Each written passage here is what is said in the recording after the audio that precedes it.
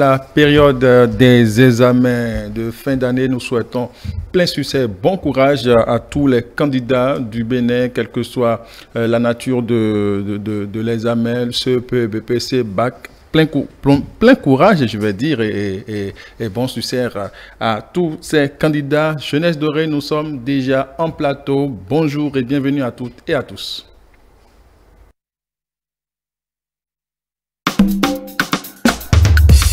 Ange Gabito, Momo Freedom, Todier sous Simboli de Méo Yato les Fonté. Les collègues les Vambi Cessé, Aoutou Nyakanele, Bosi Salelo.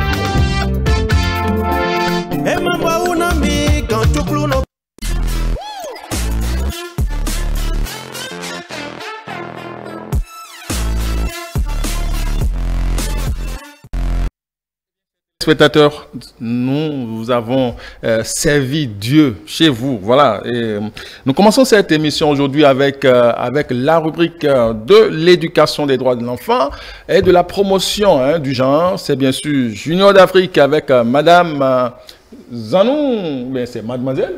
C'est mademoiselle? Peu importe, c'est bien importe. Tout comme ça, vous avez un joli sourire que vous distillez sur ce plateau. Bonjour Vanessa. Bonjour Habib et bonjour chers téléspectateurs. Nous avons, je vais dire, le plaisir de parler de l'après-examen, comment on va redorer les candidats. Donc aujourd'hui, c'est avec vous, comme d'habitude, vous chapeautez cette rubrique. On y va tout de suite. Bien sûr, déjà, avant de commencer, je souhaite bonne chance à tous les candidats qui composent actuellement le baccalauréat. Bien sûr. Vous savez très bien que très bientôt, les examens vont prendre fin et nous savons qu'après cette période, de nombreux apprenants peuvent quand même ressentir un certain vide ou un manque de motivation. Ils se retrouvent souvent à se demander quelles sont les étapes à suivre pour retrouver leur motivation et redéfinir leurs orientations. C'est un sujet que nous avons jugé quand même important car il est essentiel d'accompagner les apprenants dans cette phase de transition. L'après-examen, comment redonner motivation et orientation aux apprenants? Nous en parlons avec Donald Wetorosu, il est coach formateur, et Madame Aïs Adam Menoukon. Elle est enseignante. Bonjour, chers invités. Bonjour. Bonjour. J'espère que les présentations sont bien faites. Ça peut aller. D'accord. Ça peut aller. Ouais. J'aime bien cette expression de la joie. Ça peut aller. Ah oui. Ça va. Alors déjà, j'aimerais bien savoir avant de commencer, quelles sont les principales raisons qui peuvent quand même expliquer une perte de motivation après les examens. On va commencer par Madame Aïès, honneur aux dames. Alors déjà, je vous dis merci. Merci de nous avoir invités ici sur votre plateau. Les raisons qui peuvent amener les étudiants, les élèves et j'en passe à ne plus avoir le goût des études ou ne plus continuer. En fait, il y a multiples raisons qui peuvent amener un élève à décider de ne plus continuer. Et le fait que l'élève ne se sent plus, c'est-à-dire il se retrouve plus sur le plan des études, il y a manque de motivation et lorsqu'on parle de la motivation, il n'y a plus rien pour donner l'envie, le goût des études à l'apprenant. Donc du coup, on n'a plus envie de continuer. Et puis cela, ça a tellement de causes. Il y a des raisons.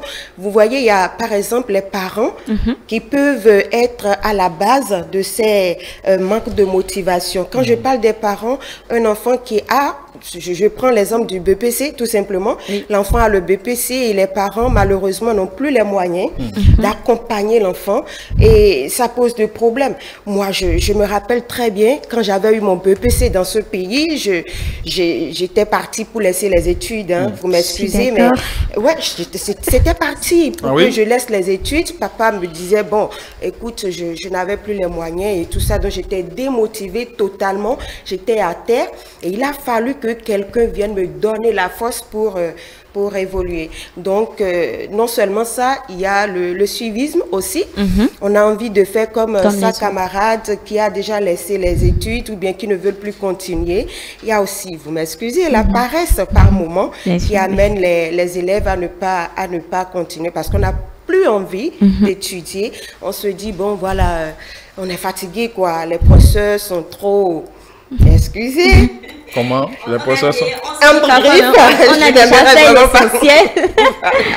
Donc, je pense que l'heure, en réalité, n'est pas la démotivation. Je pense que le mieux serait de leur donner de force pour qu'ils puissent évoluer un peu dans les études. Ça leur fera du bien. D'accord. Et si on parlait un peu d'expérience, hein, Monsieur Ritorosu, avez-vous déjà vécu une situation similaire par le passé? Si oui, comment avez-vous réussi à retrouver votre motivation? Vraiment, par le passé, c'était pas la joie. C'était pas du tout la joie parce que finir les examens est une chose. Moi, j'ai grandi dans un environnement où il y a plus de délinquance qui était à la mode. Ouais, la délinquance était à la mode, la drogue, l'alcool et tout. Ah oui. Je vous assure. Si aller jusqu'au master aujourd'hui, je crois que on peut remercier les parents. C'est un miracle parce que lorsque vous commencez et des frères abandonnent et puis ils s'adonnent à des petites activités génératrices de revenus. Des activités qui n'ont pas forcément un lendemain meilleur.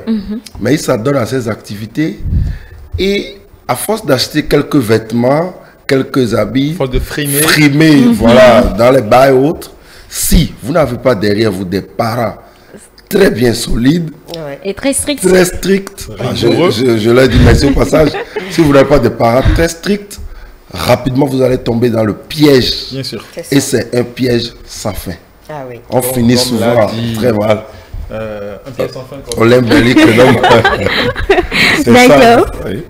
Alors, Madame Aïès, selon vous, hein, quel rôle peuvent jouer quand même les enseignants? Vous êtes enseignante également. Et quel rôle peuvent jouer les enseignants et les parents pour quand même aider ces apprenants-là à se remobiliser après ces examens?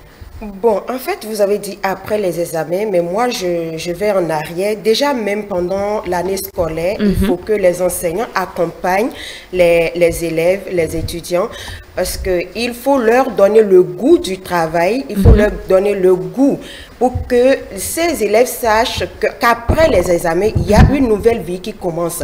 Il y a la vie professionnelle qui attend. Donc, du coup, il faudrait que déjà en situation d'apprentissage, les enseignants arrivent à leur donner des conseils qu'il faut, les orientations qu'il faut. Voilà, après tes études, il y a telle opportunité qui t'attendent. Donc, du coup, ne baisse pas les bras et tout. Et surtout, les écouter.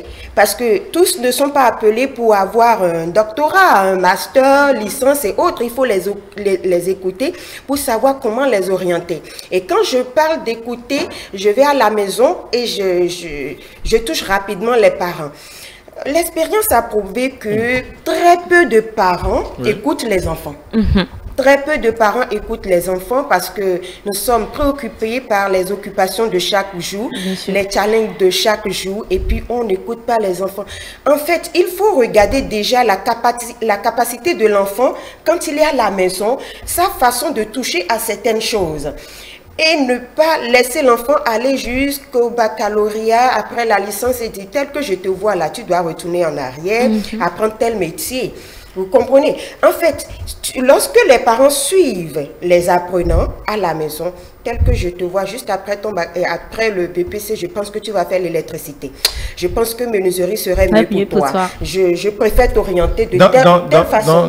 Dans ce contexte, dans un monde où nous aspirons à devenir vraiment lettrés, comme on le dit entre griffes, est-ce que dire à un enfant qu'il va rentrer dans un centre de formation rapidement après le BPC, est-ce que vous pensez que l'idéal n'est pas d'abord de le laisser finir le bac? Merci, monsieur le journaliste. En fait, vous savez, aujourd'hui, le marché d'emploi est saturé. Moi, je ne dis pas, je suis enseignante, mais je ne dis pas de ne pas aller à l'école, de ne pas avoir les diplômes. Non, moi, j'ai mes diplômes, mais figurez-vous, à un moment donné, j'ai laissé mes diplômes, j'ai laissé l'enseignement. Je suis allée faire une formation de 2 ans dans le stylisme.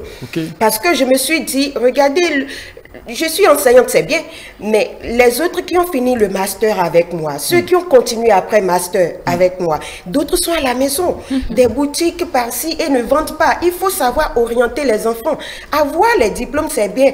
Moi, mes diplômes me permettent de réorienter autrement mon activité secondaire. La connaissance qui est déjà là, connaissance de base qui est déjà là, m'amène à faire mieux ou bien à montrer la beauté ou bien l'intelligence autour de ce que je fais. Donc, je ne dis pas de ne pas continuer les études, mais il faut les suivre pour voir si l'enfant n'a pas un don caché. En fait. C'est de ça que je parle. Oui, en fait, je pense que l'idéal serait, vous par exemple, vous êtes enseignante à la base et après vous avez fait une formation professionnelle. Je crois que votre manière de voir des situations, de vous en sortir de ces situations-là ne serait pas la même chose que celui ou celle qui est resté au BPC et n'a pas vraiment développé son intelligence. Qu'on veuille ou pas, tous ne peuvent être bureaucrates. C'est pas possible. C'est clair. Non, le débat n'est pas clair. C'est donc, clair. du coup, lorsque vous demandez d'aller à l'école, il faut aussi montrer les deux volets en même temps pour ceux qui se sentent à l'aise sur le plan, je sais pas, activité, prennent la voie là. Je suis d'accord. Les autres aussi puissent Je suis parfaitement d'accord avec Merci. D'accord. Monsieur Ouettarassou, quelle stratégie efficace vous avez déjà utilisée ou que vous suggériez pour retrouver la motivation après les examens? Bon, après les examens, le premier problème qui se pose, c'est les apprenants, ou bien si on veut parler des cas antérieurs, c'est que on se sent, il y a certains apprenants qui se sentent à l'aise, satisfaits d'avoir mené un bon combat. Il y en a d'autres qui, à force de suivre, il y a même des professeurs qui organisent des séances de correction de l'examen. Je trouve ça impossible, ça démotive. Comment l'apprenant qui n'a pas son corrigé de correction l'examen avec les apprenants? Oui, pour leur dire, vous savez, par exemple, pour les classes de 3e, par exemple, on dit, il y a la seconde là, et puis on s'emballe, on s'emballe. Or, il y a toujours l'appel des parents. L'enfant qui finit sa composition, il faut le lier à autre chose. Il faut le motiver à faire autre chose. Comme le disait Madame, la formation que nous recevons globalement n'est pas forcément en adéquation avec le marché de l'emploi. Donc à tout moment où on a le vide, on a un petit vide, il faut en profiter pour se faire former en quelque chose. Moi j'ai eu ce regret amer. Après le master, j'ai compris que, mais dis donc, j'ouvre mon salon de coiffure, tout est grugé. Je me dis, mais qu'est-ce que j'ai fait de mes vacances? Si j'avais appris cela, j'ouvre un pressing, je dis non, je me suis fâché, je allais me faire former. Ah oui? Blanchisserie, après master. Ah oui? Mais c'est ça. Donc, j'encourage vivement les jeunes apprenants qui ont fini les examens. Donc, vous avez votre salon de coiffure maintenant? Oui, oui. Mon pressing également et mon bar-restaurant. Ah oui? En plus du master. Le master, quand vous allez bien à l'école, votre coefficient de réflexion est développé et ça vous aide. Exactement. Je suis d'accord. Mais rêver, aller au bureau, être en costume partout, attention. Aujourd'hui, je pense que c'est un danger. Qui peut penser, par exemple, que la mécanique est une mauvaise chose?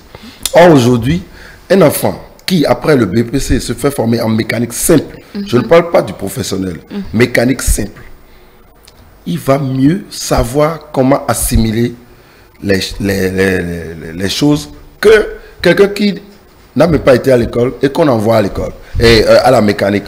Tu vas le voir, il dit, faut pas pour et celui chez qui tu pars pour réparer ta moto. Donald, je trouve que après vous aspirez à des postes politiques. Hein. Parce que vous finissez votre master, vous allez vous faire former pour des formations professionnelles et vous avez vos entreprises, je vais dire. Et après, vous êtes dans votre coin. Tranquille. C'est les carrières politiques qui sont sur pas forcément. Mais quand même, la vie aussi est une carrière. La vie active aussi est une carrière. Une vie bien réussie mérite un repos paisible. Est-ce que vous avez vu, excusez-moi, est-ce que vous avez vu des gens de votre génération qui, avec vous, avaient vécu dans votre quartier en griffe de délinquance? Est-ce que vous les voyez qui ont réussi ou qui n'ont pas réussi? Ça fait pitié de les croiser. Ah oui? Tu peux rencontrer ton propre frère, ton ami. Bon, il y en a qui ont réussi. Ceux dont les parents étaient très, très exigeants. Moi, j'ai grandi dans un milieu où c'était pas ça. Mais aujourd'hui, quand tu les vois, mon frère en film, moi, sans enfant, je suis peiné. Oui. Et c'est des gars qui étaient très, très brillants. C'est des jeunes filles qui avaient du talent, qui pouvaient aller de l'avant. Il y en a que j'ai rencontré, que j'ai mis en formation, parce qu'il est très, très, très talentueux. Quand il touche à tout, même le micro que nous utilisons, si lui il prend, il peut savoir comment souder, J'ai dit, mais toi, va faire la soudure. Il fait 3 semaines en soudure, il démissionne. Mais aujourd'hui, il est un grand soudeur. Ah oui? Ouais, il faut qu'on mette les périodes de repos à profit. Après les examens, ce n'est pas la fin du monde, il faut passer à autre chose. Pour quand même. Et je crois que Vanessa, on va revenir. Je crois que c'est de ça le Bénin a véritablement besoin pour son développement. D'accord. Madame Agnès, pensez-vous que la mise en place de programmes d'orientation professionnelle ou de développement personnel pourrait être bénéfique pour ces apprenants-là? Ah oui. Je trouve qu'il faut organiser des séances d'orientation pour ces apprenants. Mais les séances d'orientation sont organisées par l'État. Oui, bien sûr. Après le bac. C'est en fonction de. Ou bien ce n'est pas après le bac, vous dites. C'est bien. C'est bien de le faire. Bon, après, on se demande si c'est vraiment efficace. Il faut vraiment introduire dans le système éducatif l'orientation pour vraiment aider les apprenants. Ce qui est là, en fait. Déjà à partir de seconde. Oui, déjà à partir de seconde, c'est bien. Si l'État pouvait parvenir, ce serait bien. Maintenant, puisque nous n'avons pas ça encore, après les examens, il faut en organiser. D'ailleurs, ça se fait. Il faut continuer à le faire. Au moins, on va leur en parler. on va les orienter. Quitte à eux de prendre des décisions, quitte à eux de savoir quoi faire ou quoi choisir. Donc c'est très important à mon avis d'orienter. Je vais prendre le mot, Madame et Donade. Oui. Et si par exemple, on vous demande, vous qui aviez réussi en griffe à vous orienter, à vous convertir dans d'autres choses après vos diplômes, si par exemple on vous demande, une structure, une ONG, vous demande, bon, vous allez nous aider à faire cette campagne-là dans 6 écoles publiques. Je serais très heureux de le faire. Sans un franc. Je serais très heureux. C'est social. D'ailleurs, j'en fais Cogite, c'est un événement. Non, moi j'ai un événement comme ça, Cogite. C'est un événement où on regroupe... Vous profitez pour faire de la com? Non, c'est pas ça. C'est juste pour dire que c'est gratos. C'est juste pour ça orienter. Se fait déjà, ça se fait déjà. Okay. Donc, c'est pas maintenant que l'État va me dire, viens orienter les gens. Je vais dire non. Totalement gratuit. Oui, gratos, gratuit. Okay. Mais il a une idée derrière la tête. Pour votre gouvernement, je suis président d'ONG. Bien sûr. Bon? Oui, président de ma propre ONG. L'ONG est créée pour régler des problèmes pareils. Et j'en fais, il y a plein d'enfants que j'ai déjà mis en formation et tout. Vous allez passer au service commercial. Attention, non. Vous allez passer, vous descendez, en même temps, je vous indique, le service commercial, c'est à l'étage. Non. Vous descendez, vous payez je réponds justement à votre question. La question. Maintenant, pour répondre à votre question directement, normalement, les parents qui ont un peu été à l'école doivent déjà commencer cette orientation depuis la maison. Ouais. Comme madame le disait, à quoi l'enfant touche régulièrement. Il y a des enfants qui aiment la musique. Bien sûr. Il y en a qui aiment la danse. Mais un enfant qui choisit la danse, on lui dira, mais lui, c'est un voyou. Or, il peut danser, réussir ça. Devenir, mais oui, devenir... Donc, ça doit commencer par là d'abord, puis aller loin. D'accord. D'accord. Je Nous pense allons que... réquisitionner Madame et Donade pour faire cette œuvre utile pour aider la communauté. On en fait Je déjà. m'en doutais. Pas de souci. Je pense qu'on va finir, mais Christine, si tu me le permets, ils vont donner quelques conseils quand même à ces apprenants qui se sont perdus ou démotivés après les examens. 30 secondes chacun. Voilà. Merci beaucoup. On va commencer par Madame Ayessa Adam Menko. Ok, à ces élèves, à ces étudiants, je dis d'être focus. Il faut une concentration, il faut éviter le suivisme qui n'est pas une bonne chose puisque X l'a fait, Y doit le faire ou bien moi-même je vais aller vers. Non, il faut s'asseoir, chercher des moments à échanger avec les parents. Soyez vraiment ouverts avec les parents. Si vous avez des enseignants avec qui vous échangez, allez voir ces enseignants et posez-leur des questions. Voilà, j'ai eu tel diplôme, qu'est-ce que je peux faire d'autre? Orientez-moi. Et je pense que comme ça, vous allez prendre de très belles décisions pour votre avenir. Parce que là, c'est la base. Merci. Bon, merci beaucoup, madame. Moi, je leur dirais, ne faites pas de l'école votre univers, mais faites de l'univers votre école. Ça vous permettra d'être bien cadré. Et ça va aller. Vous aurez quand même compris. Hein? Merci. Je pense que ce sera tour pour cette discussion avec Donade Ouettorossou. Il est coach formateur et la professeure Ayessa Adam Menko, enseignante. Merci de nous avoir suivis. Habib, j'en ai fini. Merci beaucoup à vous, Christelle. Merci à Donade. Merci à Madame Agnès. Donc, je répète, faites de l'univers votre école et c'est de ces citoyens-là que le Bénin a besoin. Nous avons besoin vraiment d'impacter le développement socio-économique de notre pays. Donc, nous devons devenir des citoyens qui apportent à la nation. Merci beaucoup à vous, Vanessa, pour ce sujet qui est très intéressant. Je vous propose qu'on revienne encore sur d'autres aspects. Nous allons retrouver la deuxième rubrique de cette émission, des lettres et des arts. Yagi Noël Mboya Amuna yo nzete ya mbila epesi mbila epesi mafuta epesi nzamba mpe na mpose linda lala na matanga na feti ata bakachango epesi mayebo na makokolo Mama Marie-Hélène Ngoya mwasi ya moto Amuna yo soki ezakisi Yebisanganga bakisa ba rituel Bosora kolinga yo ekoma encore plus Carletti et Sylvain Tinkam Kairon Nazana nga ivrogne ya bolingo nalangwaka se na bolingo na yo nebakisa encore et toujours ba tendresse maman oyebinga nazali amoureux de l'amour bolingo pesanga tu es celle qui éclaire ma vie.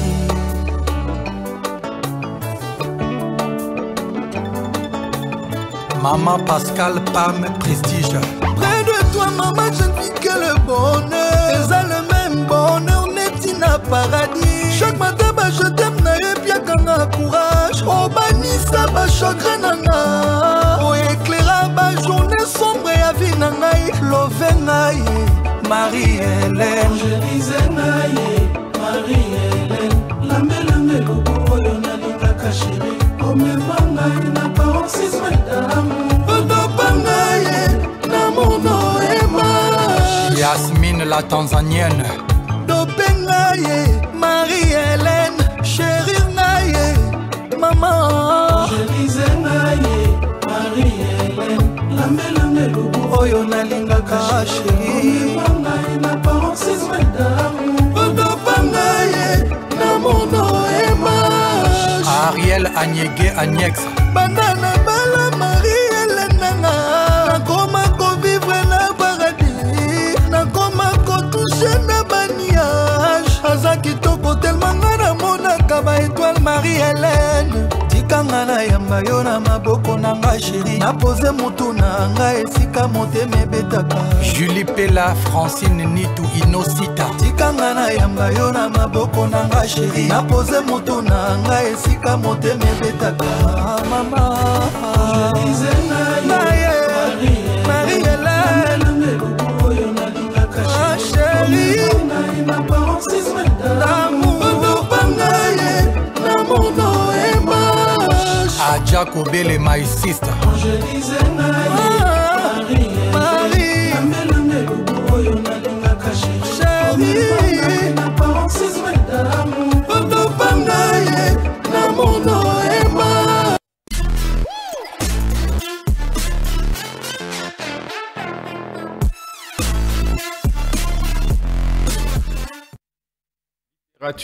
Belle lettre, nous sommes aujourd'hui dans notre univers et vous savez que j'aime beaucoup, j'affectionne particulièrement cette rubrique qui sera animée demain de maître par l'autre que j'appelle affectueusement mon ami qui rit actuellement. Arim Lassissi, bonjour. Bonjour Amib, bonjour chers amis téléspectateurs et merci de prendre encore une fois le rendez-vous. Le rendez-vous littéraire, voilà. Le rendez-vous culturel que nous aimons. Tout nous à avons fait. ça en commun. Tout à fait. Voilà. Tout à fait. Aujourd'hui, est-ce que vous savez la nature de l'invité que vous avez? Je vous demanderai le plaisir de me laisser... allez-y. Découvrir. Allez-y. Voilà. Allez-y. Alors, comme je le disais, comme tous les mardis d'ailleurs, c'est toujours un plaisir pour nous de vous retrouver pour notre randonnée de littérature sur ce plateau de jeunesse dorée. Alors aujourd'hui, nous allons nager dans l'univers des contes. Alors, nous sommes, et pour l'occasion, on reçoit Monsieur Mac Alabi. Bonjour. Bonjour, chers amis. Soyez les bienvenus. Merci. Merci d'avoir accepté notre invitation. C'est un plaisir. Hein.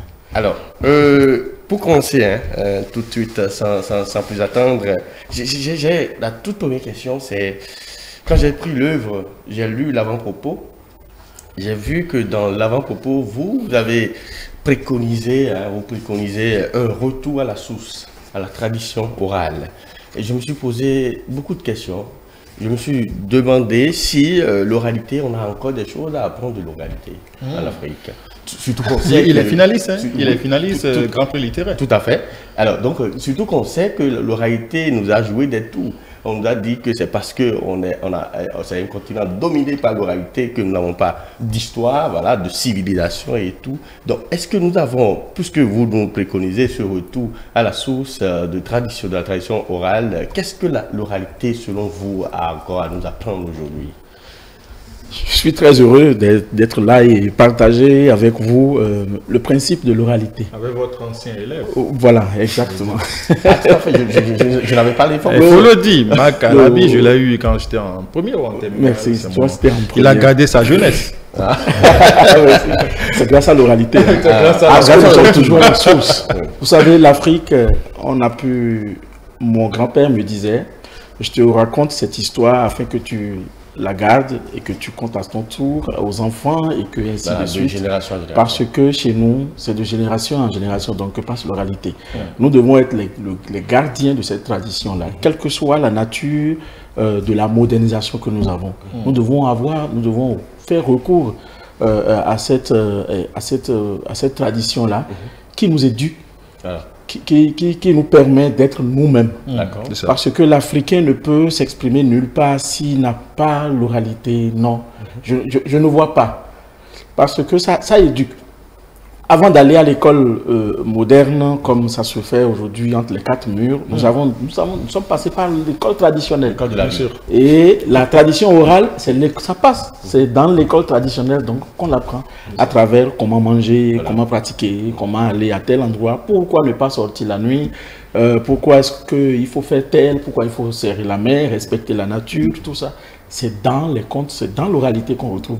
Donc c'est très important qu'on y revienne, qu'on ne lâche pas et que ce soit donc notre source d'inspiration pour aller vers la littérature. On peut recadrer la littérature en façonnant cela, telle que la culture chinoise aujourd'hui, rien ne se fait sans elle.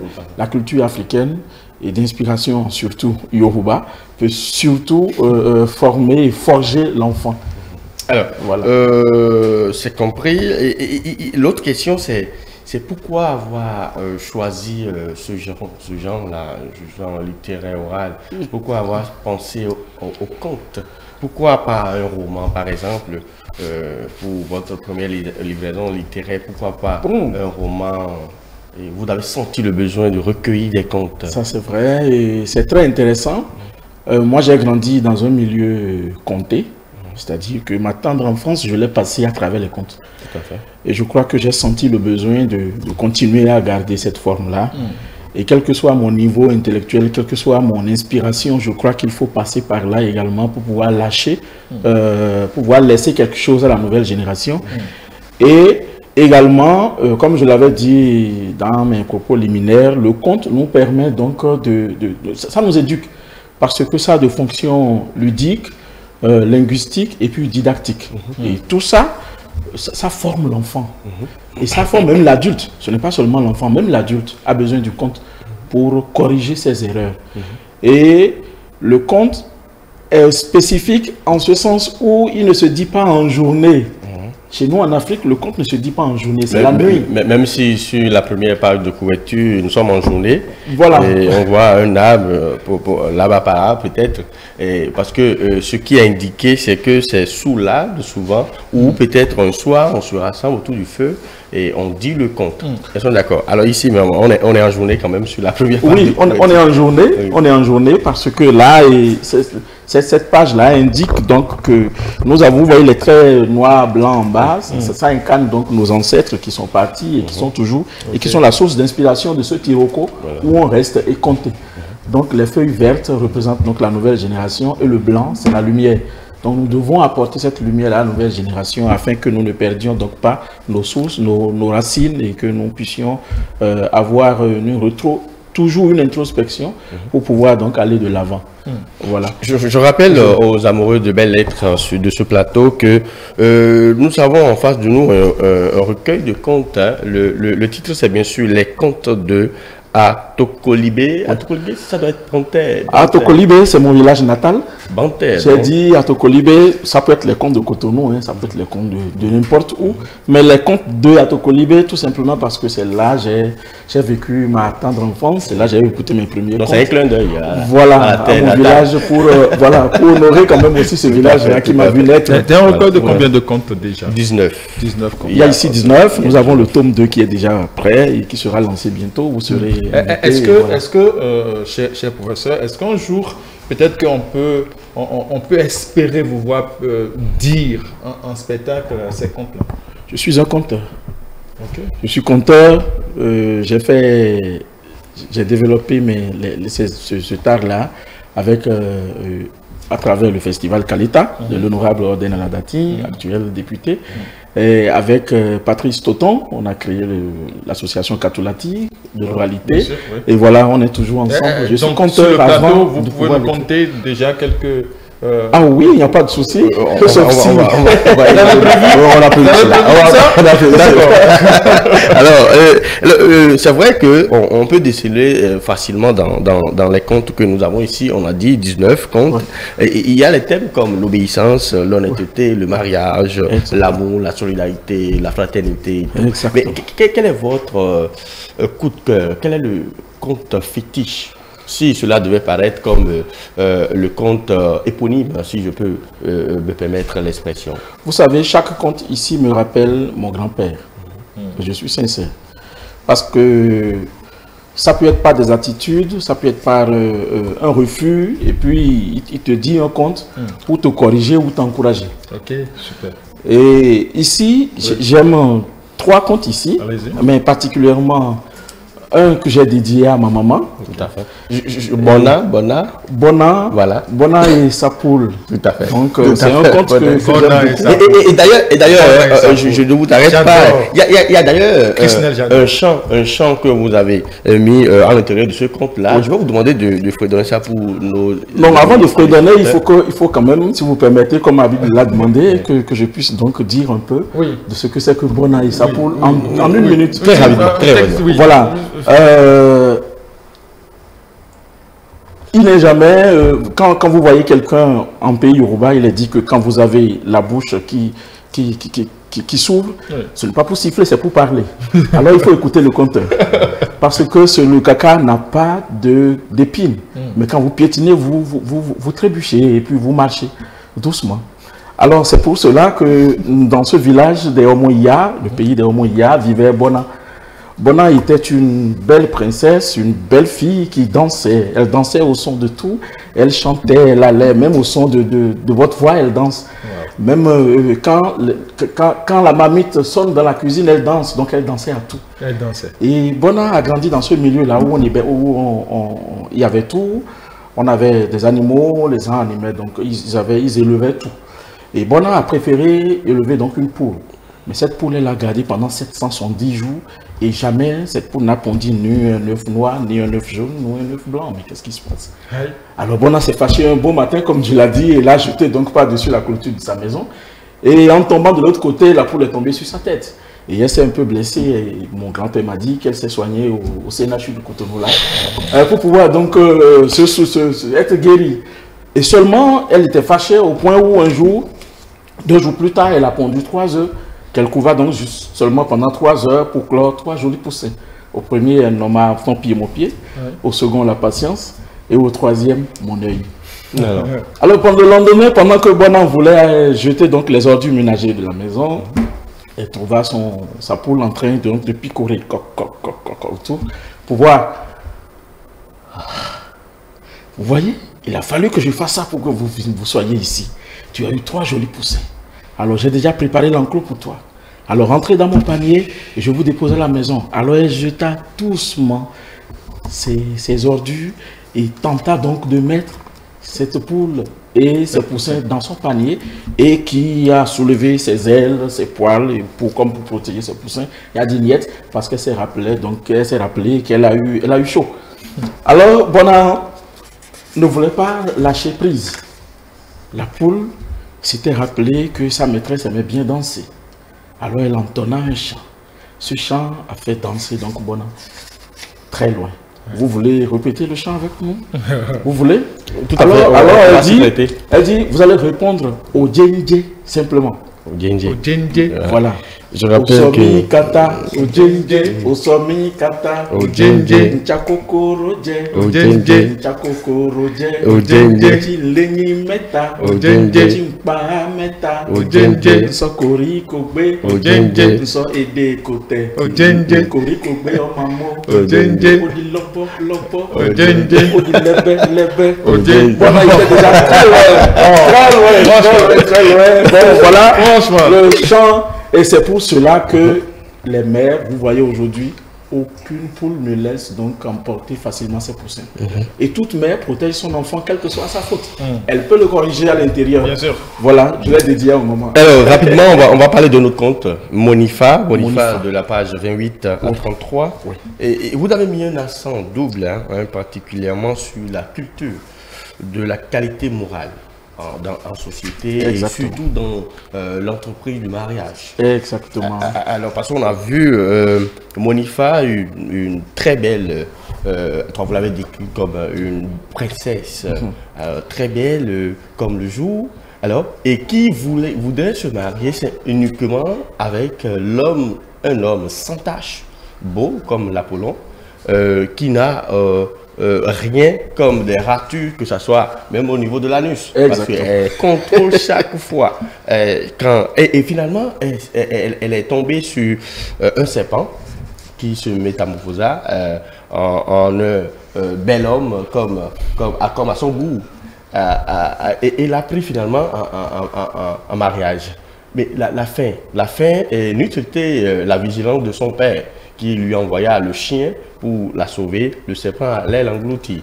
Alors, et vous avez demandé à ce que la qualité morale soit de mise.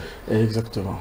Est-ce que par là, vous seriez en train de véhiculer un message à la jeune génération aujourd'hui? Est-ce que ce serait, le contraire serait à l'origine de toutes ces casses d'aujourd'hui, les divorces que nous observons ça et là?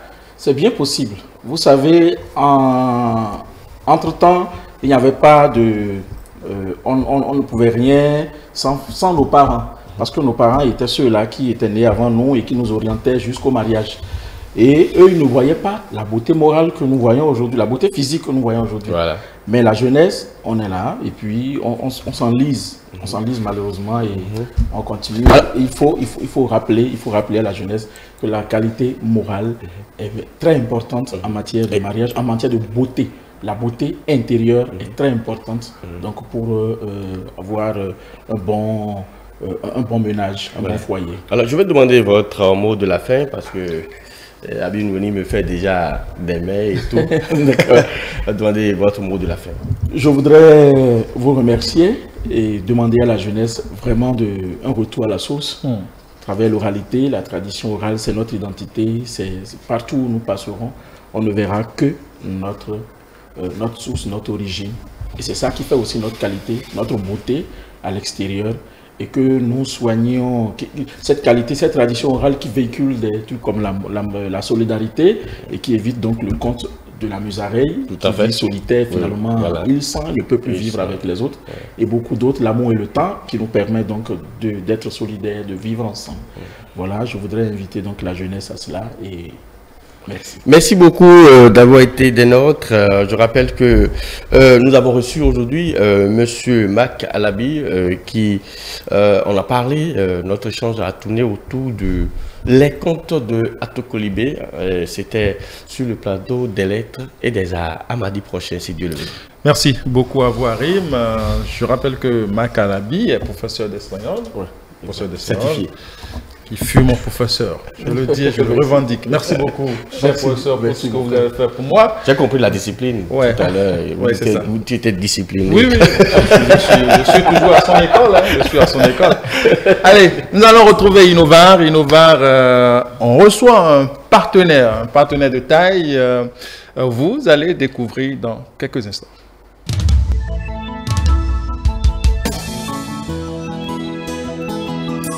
Elle est la reine. Personne ne pourra l'égaler. Lili.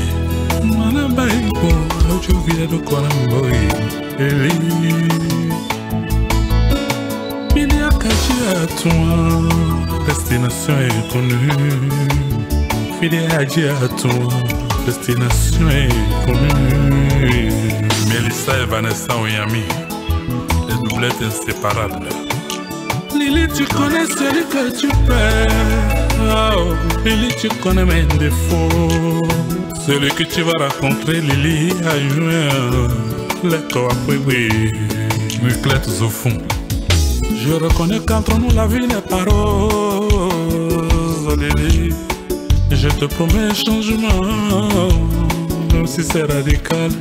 You are fine, young God. Easy do chakpe. She watch it a chela. Mona villa ubo jona mimbo lili.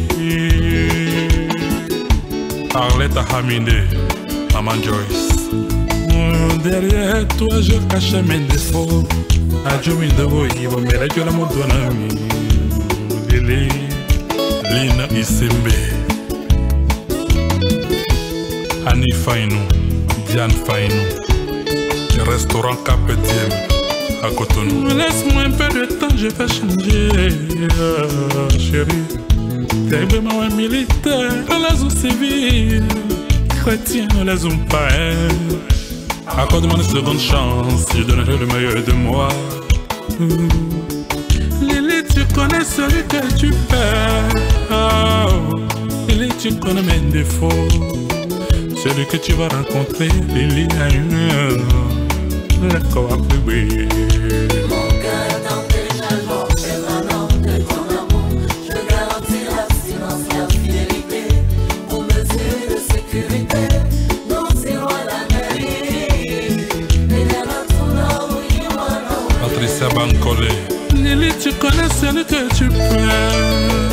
Oh, Lily, ton caprice stellaire. Celui que tu vas rencontrer, Lily Aïmé, le corps à bébé. Ah Lily, je sais, je reconnais, je déconne. Chalaruna le gouverneur, Nora Niki Akoma, la gabonaise, Thérèse Akoma. Mon cœur est en téléchargement permanent de ton amour. Je te garantis l'abstinence et la fidélité. Pour mesure de sécurité, nous irons à la mairie. Et là, là, tout le monde.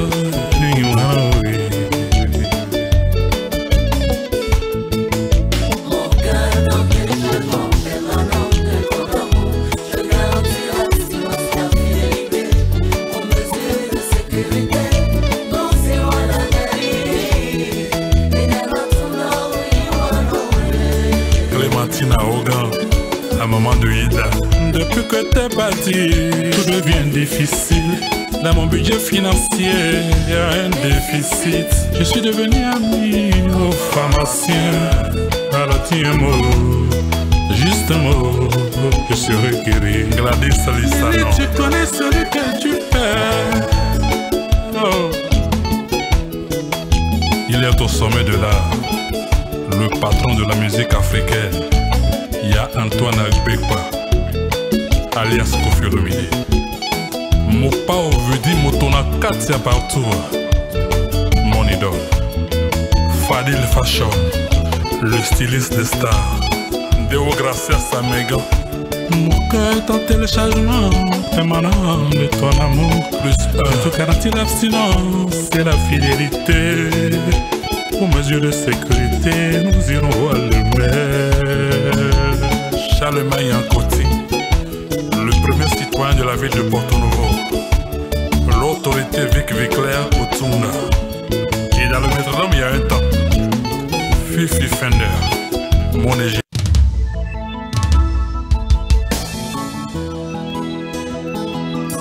Elle est la reine, personne ne pourra l'égaler. Lily. Je viens de Kolamboy, Eli. Il y a caché à toi, destination est connue. Fidèle à toi, destination est connue. Mélissa et Vanessa Oyami, les doublettes inséparables. Lily, tu connais celui que tu perds. Oh, Lily, tu connais mes défauts. Celui que tu vas rencontrer, Lily, a eu le corps à bébé, muclettes au fond. Je reconnais qu'entre nous la vie n'est pas rose, Lily. Je te promets un changement, même si c'est radical. You are fine, young God. Easy do chakpe. She watch it a chela. Mona villa ubo jona mimbo, Lily. Arlette Hamide, Maman Joyce. Derrière toi je cache mes défauts. Adjoumi de Voïvo, mais la gueule à mon donami. Lili, Lina Isembe, Annie Fainou, Diane Fainou, restaurant Capetième à Cotonou. Laisse-moi un peu de temps, je vais changer, chérie. T'es vraiment un militaire, la zone civile, chrétien, la zone païen. Accorde-moi une seconde chance, je donnerai le meilleur de moi. Lily, tu connais celui que tu perds. Oh. Lily, tu connais mes défauts. Celui que tu vas rencontrer, Lily a eu le corps à bébé. Mon cœur dans tes jalons, émanant de ton amour. Je garantis l'abstinence, la fidélité. Pour mesure de sécurité, nous irons à la mairie. Patricia Bancole. Lily, tu connais celui que tu perds. Oh, Lily, ton caprice stellaire. Celui que tu vas rencontrer, Lily a une le corps à bébé. Ah Lily, je sais, je reconnais, je déconne. Charles Aruna, le gouverneur. Nora Nikia Koma, la gabonaise. Thérèse Koma. Mon cœur est en téléchargement permanent de ton amour. Je te garantis l'abstinence et la fidélité. Pour mesure de sécurité, nous irons à la mairie. Et là, la tunda,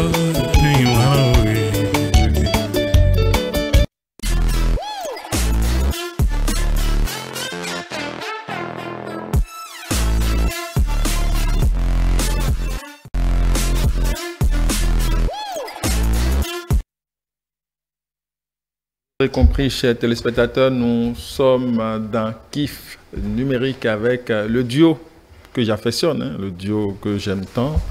L'autre qui veut me présenter son sourire. Je veux parler du pasteur. Bonjour Habib. Bonjour pasteur. J'espère que ça va. Oui, je vais très bien, puisqu'on sort d'une très belle fête, la Tabaski. Et donc, à côté d'un religieux, il y a une religieuse. Toujours. Voilà. Sonia. Oui, bon. Comment va le Seigneur? Pour le pasteur. Le Seigneur, il se porte à merveille. Il est en vous et en moi? Oui, il est en vous, il est en moi, il est en tout le monde, en toutes les personnes qui croient en lui. Très bien.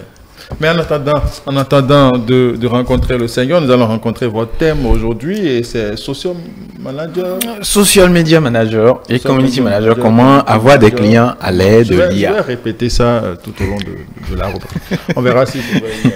Alors, dans le digital, il y a plusieurs métiers qui sont menés. Et l'un de ces métiers-là, par exemple, c'est le métier de Social Media Manager et Community Manager. Et comme pour toute activité, pour en vivre, il faut avoir de clients. Mais est-ce que c'est différent? C'est pas la même chose? Il y a une petite nuance. Il y a une petite nuance entre les deux. En fait, pour faire simple, le Social Media Manager, il a un rôle beaucoup plus évolué comparativement au travail du Community Manager. Le Social Media Manager va s'occuper de tout ce qui est stratégie, réflexion, idées, campagne et tout. Et le community manager va être plus dans l'exécution.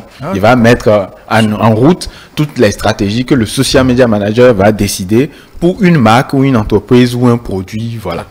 Maintenant, aujourd'hui, il faut comprendre que pour exercer ce métier-là, surtout au Bénin, il faut quand même arriver à trouver des clients. Donc, comme on est dans l'ère de l'IA, on va un peu, avec une invitée de charme, explorer le sujet pour voir comment on arrive à trouver des clients à l'aide de l'IA. Alors, notre invité s'appelle... Une invitée de charme. Oui, de charme. Je précise très bien. Notre invité s'appelle Imogène Dossou. Elle est community manager, mais elle est également... elle a été lauréate du concours Amazon du digital, organisé par le gouvernement du Bénin. Voilà. Bonjour Imogène. L'année passée. Félicitations. Merci, merci. Alors, comment vous allez? Je vais très bien, merci. Ça fait plaisir. Heureux de vous avoir sur le plateau de Kiff Numérique. Heureuse d'avoir été invitée pour discuter avec vous aujourd'hui. Voilà. Alors, ma question est toute simple. Est-ce que vous utilisez l'IA aujourd'hui dans votre activité de community manager? Ma réponse sera toute simple également. Oui, j'utilise l'IA et plus souvent que récemment d'ailleurs. Et je peux dire que ça facilite un peu la vie dans l'exécution de certaines tâches. Et aujourd'hui, principalement, vous l'utilisez de quelle façon l'IA dans les différentes tâches que vous avez, que vous allez nous citer aujourd'hui? Voilà. Bon, l'intelligence artificielle intervient dans plusieurs secteurs de notre activité. Déjà, pour trouver des idées, l'intelligence artificielle est là. Pour écrire sur ces idées-là, elle est là aussi. Pour diffuser ce contenu, elle est également là. Maintenant, il y a cette touche d'humanité là que nous on apporte à ça pour pouvoir adapter les propositions de cet outil-là à différents niveaux de notre travail. Alors, comment est-ce que l'intelligence artificielle influence les stratégies d'acquisition de clients sur les réseaux sociaux? Je dirais que l'intelligence artificielle facilite plutôt l'acquisition de clients parce que cette intelligence artificielle-là peut nous permettre de, disons, discuter peut-être avec beaucoup de prospects à la fois. Ce qui n'était pas possible quand on était, disons, on faisait le travail de manière manuelle, par exemple. Parce qu'il faut répondre à l'un, répondre à l'autre ensuite et faire le processus. Alors qu'avec l'intelligence artificielle, on peut répondre à tout le monde en même temps et en fonction de son besoin. Donc, alors, à ce niveau-là, est-ce que l'IA je crois que... Non, allez-y, allez-y. Est-ce que l'IA ne vous permet pas aussi, puisque vous avez parlé d'avoir des idées et tout, d'écrire du contenu, on sait que quand on veut avoir de clients, on va être amené souvent à échanger avec des inconnus. Est-ce que l'IA, à ce niveau-là aussi, ne vous facilite pas un peu la vie? Effectivement, on peut dire que l'IA fait le premier tri. Parce que quand les prospects viennent, il y a un certain nombre de questions qui permettent de savoir si celui-là, il a vraiment besoin du service et à quel degré il pourrait être en mesure de payer votre service. Donc, l'IA se charge de poser des questions pour éliminer au cas par cas ceux qui sont dans le moule et ceux qui ne le sont pas, avant qu'ils ne viennent à nous, notre niveau, où on pourra faire l'école et voir le besoin concret, ce qu'on pourrait faire pour les aider et tout ça. Et donc, on va dire que l'IA permet de chasser les clients oiseaux, comme on le dit dans le milieu. Bon, on ne va pas dire ça, ils vont tous nous fuir. Il fait juste le tri, c'est tout. Est-ce qu'il y a de clients oiseaux? Bon. Je ne répondrai qu'en présence de mon avocat. Alors, aujourd'hui, par rapport aux outils d'IA, on sait qu'il y a une flopée d'outils d'IA, on en cite tout le temps et tout. Toi, dans ton quotidien, quel est l'outil que tu utilises dans l'acquisition de clients et tout? Enfin, pour cibler par exemple des clients et atteindre de nouveaux prospects, quels sont les outils d'IA que toi tu utilises par exemple? Bon, il y en a plusieurs, comme on peut le dire. Mais de manière précise, moi je dirais que j'utilise beaucoup plus les outils de planification sur les réseaux. HotSuite, il y a également Crowdfire ou un truc comme ça. Mais ça c'est payant. Oui. C'est payant par contre. Ça nous permet de faire l'analyse de ce qui fonctionne, ce qui ne fonctionne pas, qui répond le plus au contenu qu'on a proposé et ce qu'il faudrait améliorer. Donc, pour être bref, je préfère parler de ça parce qu'il y en a beaucoup dont on ne maîtrise pas forcément tous les noms et tout. Exactement. Okay. Et alors, est-ce que, au vu de tout ce qui a été dit, pour vous, l'intelligence artificielle permet-elle une meilleure segmentation des campagnes marketing sur les réseaux sociaux? Je dirais sans aucun doute oui. Oui, parce que avec les données fournies à l'intelligence artificielle, elle arrive à segmenter chaque catégorie de clients. Comme je l'ai dit tout à l'heure, elle permet de faire le tri, de savoir qui a besoin de quoi et vers quoi il faut l'orienter. Okay. Donc, je pense vraiment que ça nous aide beaucoup. Alors, en matière d'éthique, qu'est-ce qu'on peut retenir avec l'usage de l'intelligence artificielle aujourd'hui? Ça, franchement, on doit en référer à qui l'utilise. Parce que il y en a vraiment qui en abusent, effectivement. Mais en matière d'intelligence artificielle, je recommande beaucoup plus de ne pas consommer son contenu cru. Il faut toujours apporter une petite touche personnelle. Et d'abord, savoir de quoi on parle. Parce que toutes les intelligences artificielles n'ont pas toutes les informations qu'on demande. Donc, il faut, au préalable, savoir, enfin, avoir un prérequis, voilà, sur le sujet qu'on lui demande d'aborder. Et là, quand il vous propose une réponse, vous savez si, approximativement, si c'est vrai ou pas. Parce que les intelligences artificielles mentent aussi. Ils sont des machines, mais ils n'ont pas... Oh, pardon. Elles n'ont pas toutes les informations comme il le faut. On va peut-être dire qu'elles font économie de vérité. Bon, voilà, pas qu'elles sont menteuses. Non, mais en fait, dans le langage, je veux dire, dans le langage des techniciens des intelligences artificielles, on va parler plutôt d'hallucination. Voilà, il y a les IA qui font de l'hallucination et vont extrapoler par rapport. Elle dit qu'il y a des intelligences artificielles qui mentent. Vous trouvez je ne dirais pas qu'elles mentent. Elles ne disent pas la vérité. Elles font de l'hallucination. Voilà, elles font de l'hallucination. J'ai aussi avoir une question. Je voudrais quand même poser cette question, même si peut-être ça ne va pas très bien crader avec le sujet que nous réunissons ici ce soir. Mais l'intelligence artificielle à comparer aux recherches qu'on fait sur Google, pour vous, est-ce qu'aujourd'hui, quelque part, l'IA ne remplace pas le Google, tout ça?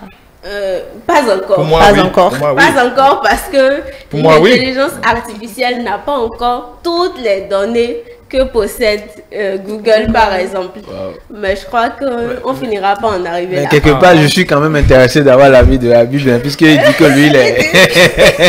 Oui, mais vous demandez à l'intelligence artificielle de vous donner, je veux dire, toutes les richesses du Bénin. Et elle vous sort même les langues, elle vous sort même les sites touristiques, elle vous sort en bloc. Elle vous, oui.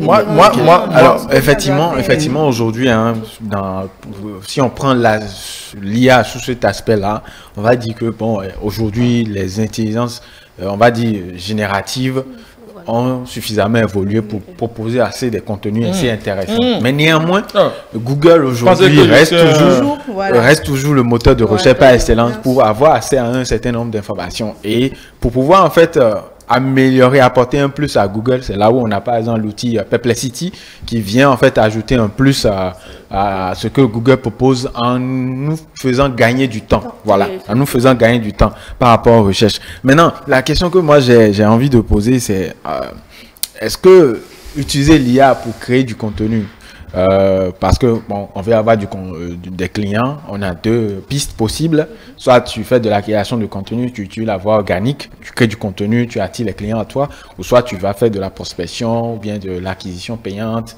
faire de la publicité et tout. Alors si on part dans le sens où on veut faire, on va passer par la voie organique, créer du contenu, est-ce que l'IA aujourd'hui est assez suffisamment intéressant pour nous aider dans cette démarche-là? Je crois que oui. Parce que déjà, quand on veut utiliser une IA, la première étape, c'est de lui communiquer nos attentes. Vous lui dites la finalité que vous recherchez. Et elle, bon, sur votre demande bien sûr, elle pourra vous proposer une série d'actions à mener pour atteindre ce résultat-là. Du coup, moi, je pense qu'elle est intéressante dans ce sens-là, parce qu'elle nous proposera quand même des idées de contenu au cas par cas. Tel contenu pour intéresser l'audience, tel autre contenu pourra vous permettre de leur faire prendre connaissance de leurs besoins, tel autre contenu pourra vous permettre de les faire venir à vous et tout ça. Donc le processus est tracé, il vous soumet ça et à vous d'adapter ce contenu-là à votre audience. Ok, super. Et dans ce sens-là, est-ce qu'on peut citer quelques exemples pour ceux qui nous suivent actuellement? Voilà. TIA, c'est ça? Oui. Bon, ce que tout le monde connaît, ça fait bien l'affaire, hein? ChatGPT fait mais bien bon, moi j'aimerais bien, pour deux exemples pour la route, rapidement, on a par exemple Claude également qui est très intéressant et qui permet aussi... C'est une IA? Oui, IA, l'équivalent de ChatGPT. Ah oui? Oui, et ça marche très bien aussi en mode gratuit et tout. Après ça, j'aimerais également ajouter On a également un outil plutôt qui va s'appuyer sur l'IA et qui propose aussi également des pistes, des idées de contenu, etc. On a Rapidly. Et vous avez la version gratuite également qui vous permet d'avoir des idées de contenu, etc. Voilà. Donc, je vais plutôt... on est en train de nous souffler qu'on n'a plus beaucoup de temps et tout. Donc, on va y aller avec une dernière question. Alors, quelles sont les meilleures pratiques? Quelles sont les meilleures pratiques pour pouvoir vraiment intégrer l'IA dans toute sa stratégie? Ici, qu'on ait de clients ou pas, voilà. Voilà. Déjà, il faut s'assurer d'avoir des prérequis sur ce qu'on demande à l'IA. C'est très important pour filtrer l'information qu'il nous donne et de manière éthique, l'utiliser de manière éthique. Il ne faut pas lui demander n'importe quoi aussi. Donc, il faut être assez précis dans les demandes et tout. C'est comme la dernière fois, il y a quelqu'un à côté de moi qui tape comment trouver des idées de messages sensuels envoyés à nos copains. Ces trucs-là, ça... Ce n'est pas intéressant avec l'intelligence artificielle. Ah oui, mais ça va marcher. Ses besoins, chacun a ses besoins. Mais arrêtez quand même, quoi. Arrêtez avec comment trouver des messages sensuels à envoyer. Il faut changer de vie. Il faut changer de vie. C'est quoi ça? C'est quelque part en bas. Quand même, il faut être assez responsable pour ces utilisations-là et l'utiliser de manière efficiente surtout. Parce que si on ne sait pas ce qu'on cherche, ben, on nage dans le vide, on tape plein de trucs, mais au final, on n'a pas le résultat qu'on veut. Super, super. Si c'était payant. Je crois avec Sonia, nous, on va vous rendre on va vous remettre Jeunesse Dorée en main. On va vous remettre le crachoir simplement. Ce sera tout pour qui j'ai quand même une dernière question. Allez-y, allez-y. Mademoiselle. Alors, est-ce qu'avec l'IA, on peut répondre à plusieurs clients à la fois? Effectivement, oui. Mais ces intelligences artificielles-là, ouvertes, je n'en ai pas encore trouvé. Mais je connais une entreprise qui met en place ce genre de solution-là pour aider quand même des entreprises. Il y a des entreprises au Bénin ici qui ne nous répondent pas, enfin, avec une secrétaire, quoi. C'est une intelligence artificielle qu'on a développée pour eux et qui répond aux messages de manière très humanisée. Voilà. Donc ça existe. D'accord. On reviendra peut-être sur le sujet dans une prochaine. Oui, ça intéressera. C'est là où on va parler un peu de chatbot et tout. Bon, voilà, on reviendra là-dessus certainement avec un autre invité. D'accord. Je vais vous permettre à vous de conclure cette émission, cher pasteur. Alors, chers téléspectateurs, c'est avec beaucoup de plaisir qu'on va vous donner rendez-vous pour le mardi prochain. C'est tout pour Kiff Numérique, c'est également la fin pour Jeunesse Dorée. Prenez soin de vous et à mardi prochain. Bye bye. Bye.